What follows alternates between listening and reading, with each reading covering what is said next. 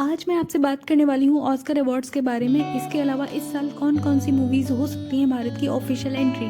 हाल फिलहाल में academy of motion pictures arts and science के newly appointed CEO Bill Kramer से एक इंटरव्यू के दौरान पूछे गए कुछ कंट्रोवर्शियल सवाल और उन सवालों के बारे में भी हम बात करेंगे। लेकिन इन सवालों की बात करें उससे पहले जान लेते हैं ऑस्कर अवार्ड से जुड़ी कुछ छोटी छोटी मगर मोटी बातें। क्या आप जानते हैं ऑस्कर अवार्ड का ओरिजिनल नाम एकेडमी अवार्ड्स है? अब आपके मन में सवाल आ रहा होगा फिर ऑस्कर क्या है। ऑस्कर अवार्ड के तौर पर दिए जाने वाले गोल्ड प्लेटेड स्टैचू को बोलते हैं। इसके पीछे की कहानी जुड़ी है मैक्सिकन फिल्म मेकर और एक्टर एमिलियो फर्नांडीज से।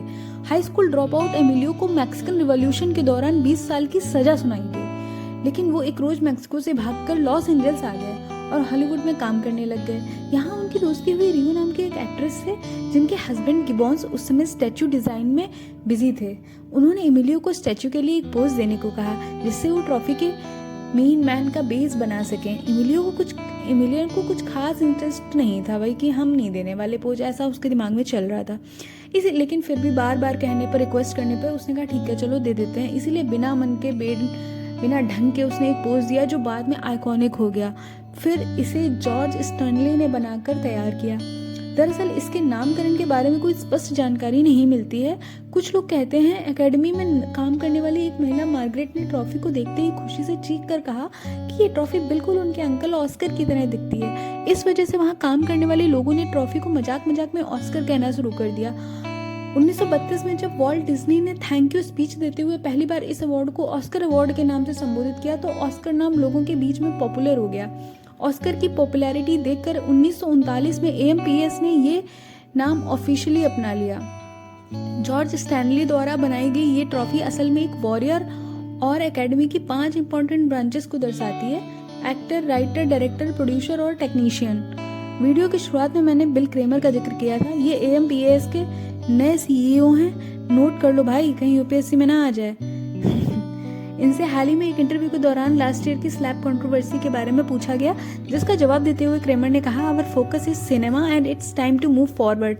इन शॉर्ट इग्नोर कर दिया, करें भी क्यों ना, आखिर जो बीत गई वो बात गई। अब बात करते हैं इस साल के इंडियन फिल्म्स की। इंडिया की ऑफिशियल एंट्री के लिए 3 नाम रेस में हैं: RRR, कश्मीर फाइल्स और गंगूबाई। RRR मुझे लीड करती हुई दिखाई दे रही है। इस फिल्म को न केवल इंडिया में बल्कि इंटरनेशनली भी अलग ही लेवल का अप्रिशिएशन मिल रहा है। जूनियर NTR और रामचरण की जोड़ी बाकियों से 2 कदम आगे है फिलहाल।